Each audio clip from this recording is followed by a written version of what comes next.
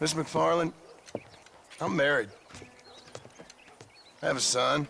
I had a daughter, but she died. Years before that, I rode in a gang. We robbed banks, trains, held people ransom. We killed people we didn't like. Bill Williamson was in that gang. Now, if I don't capture my former brother in arms, great harm will befall my family. Now, I don't suppose any of this is very interesting to you, but I hope it explains why I wasn't so eager to talk about it. No, I do understand. I had no idea. You poor man. Even in this new country, memories don't really fade. My father was an illiterate Scot born on the boat into New York. He never saw his homeland, but to hear him talk about it, you'd imagine he only ever ate haggis and wore a kilt. And he hated the English for what they had done to his great-grandparents that he'd never met. People don't forget. Nothing gets forgiven. That's true, especially when it comes to money.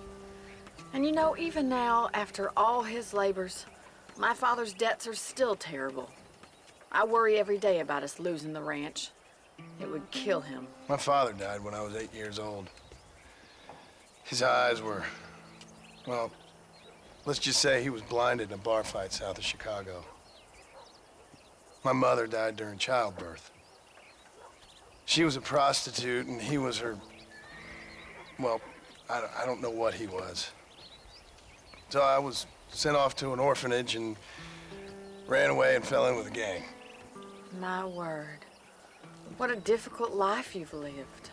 The leader of the gang taught me how to read, taught me how to see all that was good in the world. He was a great man in a way. But you killed people. Sure. And I've suffered for it. And that's the life I left, or tried to leave. Said too much, Bonnie. I'm an uneducated killer, sent here to do all I can do well.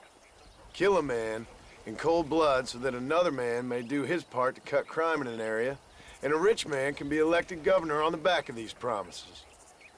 Civilization is a truly beautiful thing, Mr. Marston.